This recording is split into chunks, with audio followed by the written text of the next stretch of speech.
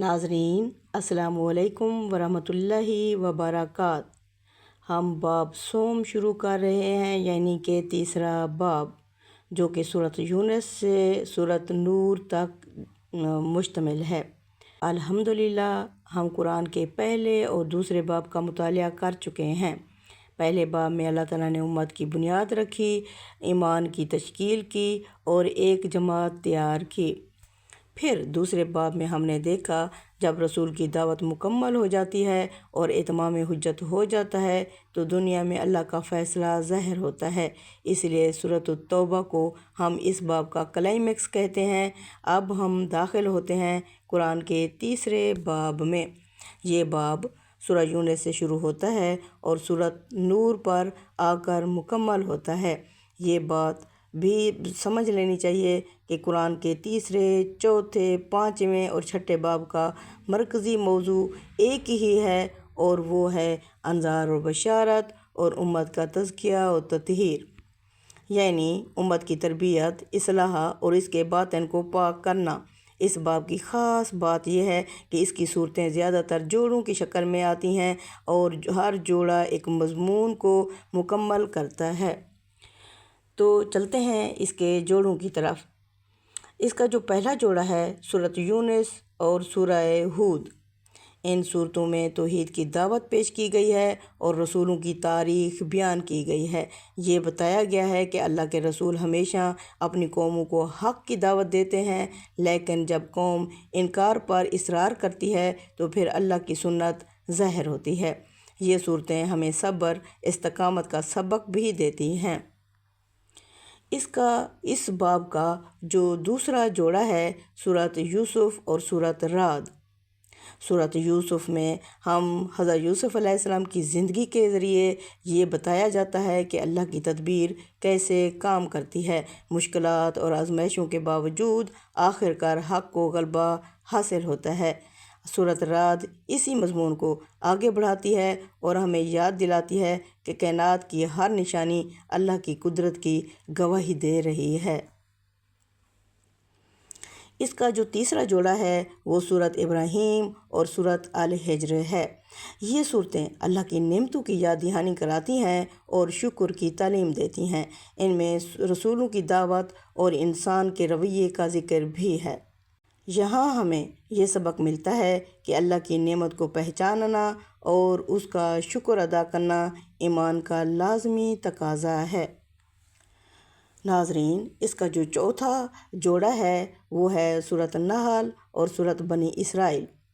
सूरत नहल में अल्लाह ताला अपनी बेशुमार नेमतों की तरफ तवज्जो दिलाते हैं, जबकि सूरत बनी इसराइल में शरीयत के अहम असूल और इखलाकी हिदायत बयान की गई हैं।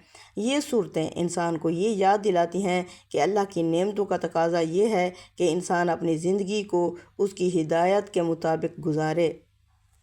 इसका जो पाँचवा जोड़ा है वो सूरत कहफ और सूरत मरियम है। ये सूरतें ईमान की हिफाजत और आजमाइशों के बारे में हमें मतवज्जे करती हैं। सूरत कहफ में मुख्तलिफ़ वाक़यात के ज़रिए ईमान की हिफाजत का सबक दिया गया है, जबकि सूरह मरियम में अल्लाह की रहमत और अंबिया की ज़िंदगी के ज़रिए हिदायत का पैगाम दिया गया है। अब हम चलते हैं इसके छठे जोड़े की तरफ। इस बाब का जो छठा जोड़ा है वो सूरत ताहा और सूरतुल अंबिया पर मुश्तमिल है। इन सूरतों में पैगंबरों की दावत और रिसालत के तसलसल का बयान है। ये हमें बताती है कि अल्लाह की हिदायत हमेशा इंसानों की रहनुमाई के लिए आती रही है। इसका जो सातवां जोड़ा है वो सूरतुल हज और सूरतुल मोमिनून पर मुश्तमिल है। यहाँ इबादत, बंदगी और मोमिन की सिफ़ात को बयान किया गया है। ये बताया गया है कि एक सच्चा मोमिन कौन होता है और इसकी ज़िंदगी कैसी होनी चाहिए। अब हम चलते हैं बाब की तकमील की तरफ। नाज़रीन, जो सूरत नूर है वो बाब की तकमील करती है, इस बाब को मुकम्मल करती है। आखिर में सूरत नूर आती है। ये सूरत इस बाब की तकमील है और तत्मा है। इसमें मशरती पाकीज़गी, ख़ानदान के असूल, حیا اور اخلاقی حدود کو واضح کیا گیا ہے۔ گویا اس باب میں ایمان، صبر، نصیحت، تربیت کے بعد اب ایک پاکیزہ معاشرہ قائم کرنے کی ہدایت دی گئی ہے۔ اس باب کا جو اختتام ہوتا ہے، اس طرح ہم دیکھتے ہیں کہ قرآن کا یہ باب امت کی تربیت کا ایک مکمل نقشہ پیش کرتا ہے۔ یہ ہمیں عقیدہ بھی دیتا ہے، نصیحت بھی، صبر کا درس بھی، اور آخر میں ایک پاکیزہ معاشرتی نظام بھی۔ سبحان اللہ۔